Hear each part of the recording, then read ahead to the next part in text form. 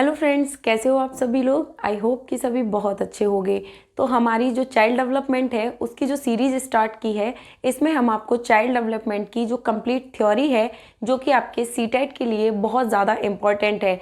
तो child development की theory में अभी तक हमारी जो क्लासेस लग चुकी हैं उनमें हमने मध्य बाल्यावस्था तक का रिवीजन कर लिया है। तो चाइल्ड डेवलपमेंट की थ्योरी में आज हम स्टेजेस ऑफ चाइल्ड डेवलपमेंट में किशोरावस्था को पढ़ेंगे, क्योंकि मध्य बाल्यावस्था तक हमारी जो प्रीवियस क्लासें हो चुकी हैं उन सभी में कंप्लीट हो चुका है। तो जितनी भी ये थ्योरी है इसके अकॉर्डिंग जो आपके सीटेट है जो कि आपका दिसंबर में होने वाला है, उन सभी में यहाँ से सारे क्वेश्चन कोई ना कोई फंसी जाएंगे। तो जितने भी क्वेश्चन हैं वो यहाँ से आपके कंप्लीट करा दिए जाएंगे। आपको चाइल्ड डेवलपमेंट में जितनी भी थ्योरी है प्लस PYQ है प्लस मॉक टेस्ट है, सारे आपको लवली एकेडमी पर कंप्लीट करा दिए जाएंगे।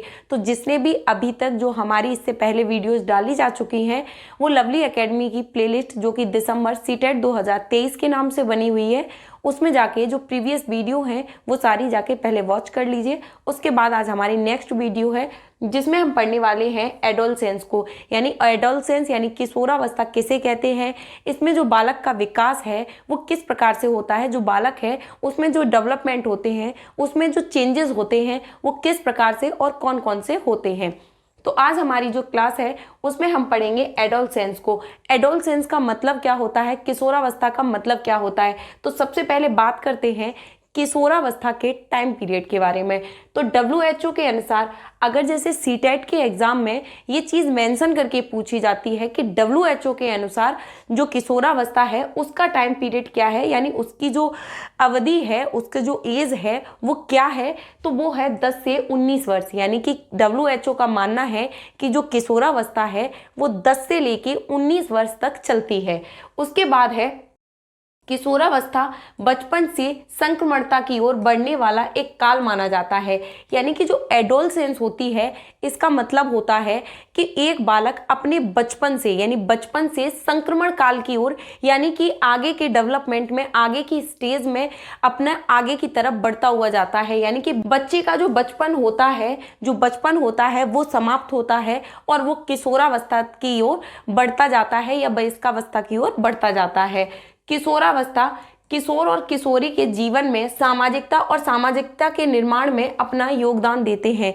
यानी एक बालक का जो समाजीकरण होता है, एक बालक में जो समाज के नियम कायदे कानून, उनके दायरे, उनके हिसाब से चलना, ये सारी चीज़ें किशोरावस्था में एक बालक करना सीखता है। किशोरावस्था में उसे बालक को समाज में किस प्रकार से रहना है, लोगों के साथ किस प्रकार से बिहेव करना है, ये सारी चीज़ें यानी बालक का जो सामाजिक विकास होता है वो मुख्य रूप से बालक की किशोरावस्था में यानी एडोलसेंस की एज में देखने के लिए मिलता है। इस अवस्था में बालक कई चुनौतीपूर्ण कार्यों से गुजरता है। यानी कि जो ये किशोरावस्था होती है इसमें बालक के जीवन में बहुत सारी समस्याएं, बहुत सारी चुनौतियां उसके सामने आती हैं। इसीलिए इस काल को स्टैनले हॉल के द्वारा यानी स्टैनले हॉल के द्वारा इसे तनाव, संघर्ष, तूफान की अवस्था कहा है। अगर क्वेश्चन आता है कि किशोरावस्था को तनाव की, संघर्ष की और तूफान की अवस्था किसने कहा है, तो ये कथन बोला है स्टैनले हॉल ने। स्टैनले हॉल का मानना था कि जब बालक अपने बचपन को समाप्त कर देता है, किशोरावस्था की ओर बढ़ता है, तो बालक में बहुत सारी टेंशन है, यानी बालक बहुत ज़्यादा तनाव में कभी कभी रहने लगता है। बालक को अपने जीवन में बहुत सारे संघर्ष करने पड़ते हैं, चाहे वो फिजिकल डेवलपमेंट में हो यानी बालक के शारीरिक विकास में हो, चाहे बालक के मेंटल डेवलपमेंट हो, मानसिक विकास हो। बालक को बहुत ही इस एज को तूफान की अवस्था माना जाता है, क्योंकि बालक में जो परिवर्तन होते हैं वो एक साथ बहुत सारे परिवर्तन हो जाते हैं। जैसे कि जो बालक होता है वो अपने बचपन को छोड़कर किशोरावस्था की ओर बढ़ता है। तो पहले तो बालक की जो फिजिकल डेवलपमेंट होते हैं, जैसे कि जो लड़के होते हैं उनकी आवाज़ का चेंज होना, लड़कियों की आवाज़ और ज़्यादा पतली सुरीली इस टाइप से हो जाती है, लड़कों की आवाज़ का भारी हो जाना, लड़कियों के हार्मोन्स में चेंजेस होना, लड़कियों के मासिक धर्म परिवर्तन आना, ये सारी चीज़ें किशोरावस्था में चेंज हो जाती हैं। इसके कारण बच्चे बहुत ज़्यादा चिड़चिड़े हो जाते हैं। बच्चों को जो समाज होता है उसमें समायोजन करने में भी दिक्कत आती है। तो इन सारी चीज़ों को ध्यान में रखते हुए हम ये चीज़ मान सकते हैं कि जो किशोरावस्था होती है, एडोलसेंस होती है, वो प्रत्येक बालक के लिए संघर्ष, तनाव और तूफान की की अवस्था होती है। ऐसा ये कथन किसने बोला था? स्टैनली हॉल ने। इसमें बालक के जीवन में समस्याएं तथा उत्साह दोनों प्रकार शामिल होते हैं। यानी कि एक जो बालक होता है उसमें जितने भी चेंजेस आते हैं उनकी वजह से उसमें जितना समस्याएं और जितना तनाव देखने के लिए मिलता है, उतनी ही चीज़ों में कुछ चीज़ें ऐसी होती हैं जो बालकों को अच्छी लगती हैं। तो उसी के साथ में इसे उत्साह की अवस्था भी बोला जा सकता है। जिस प्रकार से बालक के जीवन में समस्याएं बढ़ती हैं उसी प्रकार से इसमें बालक में कई चीज़ों को लेके उत्साह भी होता है। उसके बाद है किशोरावस्था की अवधारणा। किशोरावस्था एक संक्रमण काल है। इसमें बालक बचपन से किशोरावस्था की ओर अग्रसर होता है। इस अवस्था में तनाव, तूफान और संघर्ष पाए जाते हैं। इस अवस्था में बालक में शारीरिक और मानसिक परिवर्तन होते हैं। जो किशोरावस्था होती है इसमें बालक के शारीरिक यानी फिजिकल डेवलपमेंट, मेंटल डेवलपमेंट, ये सारे डेवलपमेंट होते हैं। बालक को तनाव, तूफान, संघर्ष की अवस्था बोला जाता है। बालक का एक जीवन का संक्रमण काल होता है।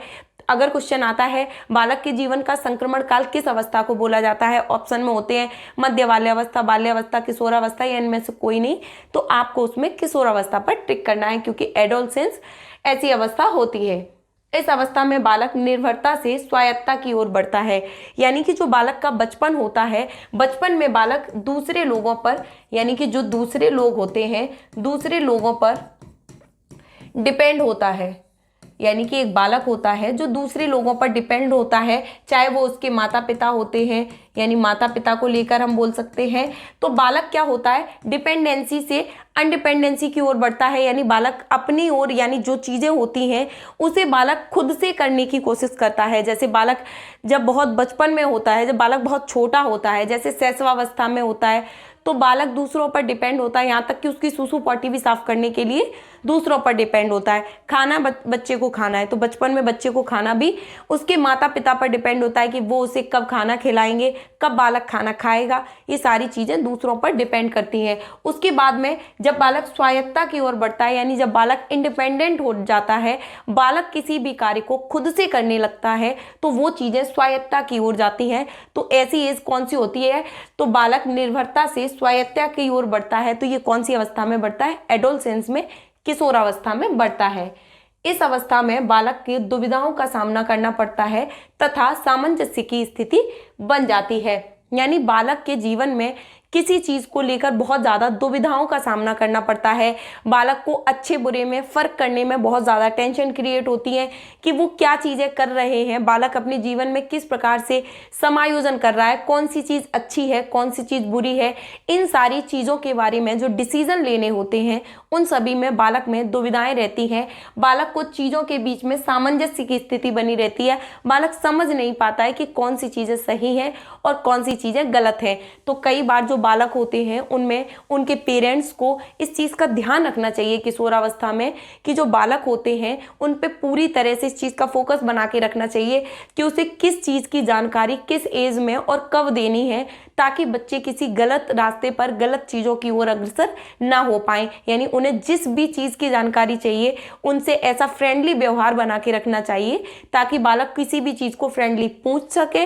तो उनसे उनकी जो किशोरावस्था में होने वाले चेंजेस होते हैं उन सभी चीज़ों की अगर उन्हें नॉलेज बहुत पहले से होगी तो जो बालक है वो किसी भी गलत रास्ते पर नहीं जाएंगे और गलत तरीके से चीज़ें यूज़ करना नहीं सीखेंगे, जैसे उन्हें जिन चीज़ों के बारे में नॉलेज नहीं होती है। इस अवस्था को जीवन का कठिन काल कहा है, अमूर्त चिंतन की अवस्था कहा है। जैसे कि जो बालक की बाल्यावस्था होती है उसे मूर्त चिंतन की अवस्था कहते हैं। जैसे बालक के सामने कोई चीज़ें होती हैं वो उन चीज़ों के बारे में तर्क वितर्क करके पूछता है, तो वो चीज़ें होती हैं मूर्त चिंतन की अवस्था। वो कब होती है, जब बालक बाल्यावस्था में होता है। उसी प्रकार से जो किशोरावस्था होती है उसमें बालक अमूर्त चिंतन करता है, यानी कल्पनाशील विचार करता रहता है। बालक को किसी भी चीज़ के बारे में अपने दिमाग में थॉट बना लेता है, जो चीज़ें प्रत्यक्ष रूप से उसके सामने नहीं होती हैं उन चीज़ों के बारे में भी बालक सोचता रहता है। इस अवस्था में किशोर वीर पूजा की भावना उत्पन्न हो जाती है।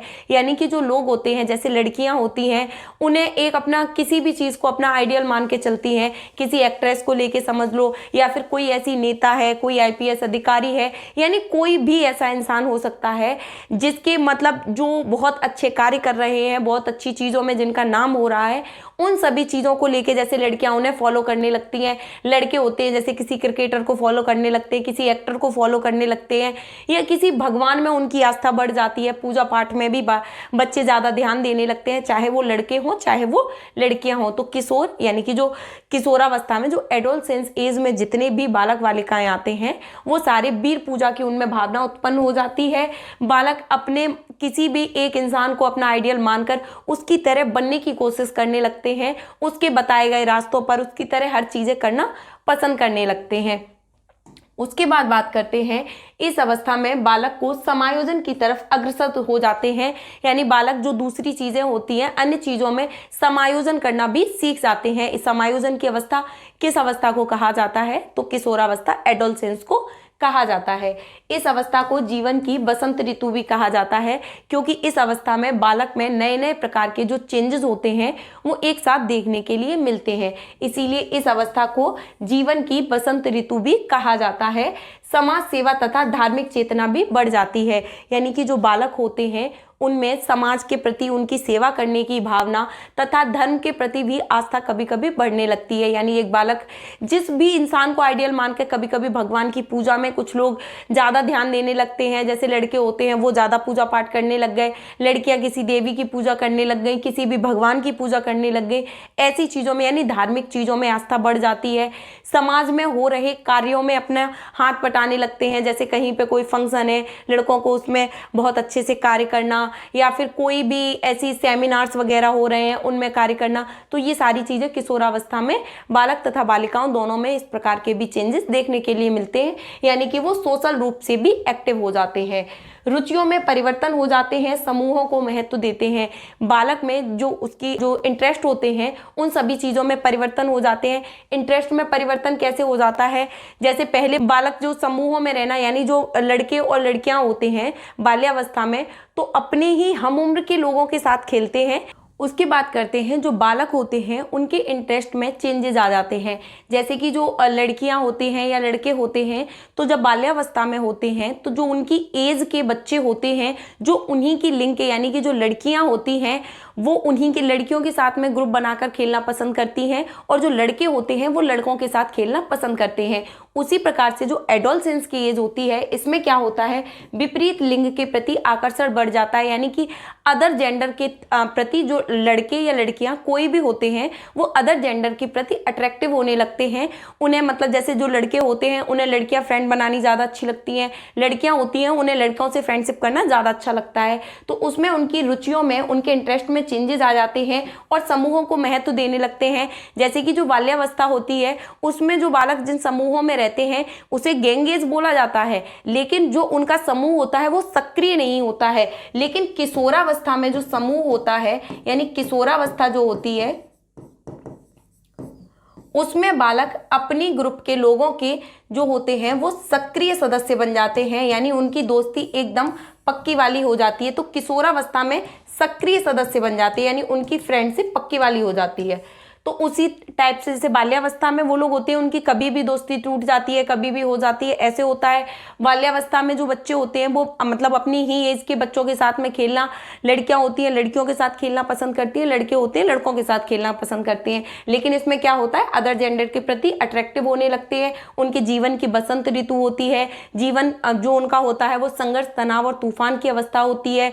उसके बाद है जो उनके जीवन में फिजिकल, मेंटल, सोशल हर प्रकार से डेवलपमेंट होते हैं। तो किशोरावस्था को जीवन का सबसे ज्यादा अलग, सबसे ज्यादा तनाव, संघर्ष, तूफान की अवस्था बोला जाता है, जीवन की बसंत ऋतु बोला जाता है। शारीरिक, मेंटल जो डेवलपमेंट होते हैं, फिजिकल, मेंटल सारे डेवलपमेंट हो जाते हैं। अदर जेंडर के प्रति बच्चे अट्रैक्टिव होने लगते हैं, वीर पूजा की भावना बढ़ जाती है, धर्म होता है उसके प्रति आस्था बढ़ जाती है। मतलब जो किसी को अपना आइडियल मानकर उसके जो बताए गए रास्ते होते हैं, चाहे वो देश के महापुरुष हों या फिर कोई एक्टर हो या फिर कोई भी ऐसा कोई भी मान लो क्रिकेटर है, किसी भी चीज़ को लेकर उन्हें अपना अपना आइडियल मानकर उन्हें फॉलो करने लगते हैं। तो ये सारी चीज़ें, जो ये सारी विशेषताएं होती हैं, किशोरावस्था में होती हैं। WHO के अनुसार जो किशोरावस्था का टाइम पीरियड होता है वो 10 से लेकर 19 वर्ष तक माना गया है। तो ये थी हमारी किशोरावस्था की most important class. I hope कि किशोरावस्था से आपके सीटेट के एग्जाम में जितने भी क्वेश्चन आएंगे वो सारे आपके इस थ्योरी से कंप्लीट हो जाएंगे। आई होप क्लास आपको बहुत पसंद आएगी, आपके लिए बहुत ज़्यादा इंपॉर्टेंट रहेगी, आपके एग्जाम के लिए बेनिफिशियल रहेगी। तो इसी प्रकार से थ्योरी की, CDP की कंप्लीट क्लासेस देखने के लिए लवली एकेडमी को अभी सब्सक्राइब कीजिए और ज़्यादा से ज़्यादा शेयर कीजिए, ताकि आपको ऐसी वीडियोज़ हैं, ये सारी चीज़ें आपको पर डे मिलती रहें। तो आज के लिए हमारी इस क्लास में फ़िलहाल इतना ही। Thank you.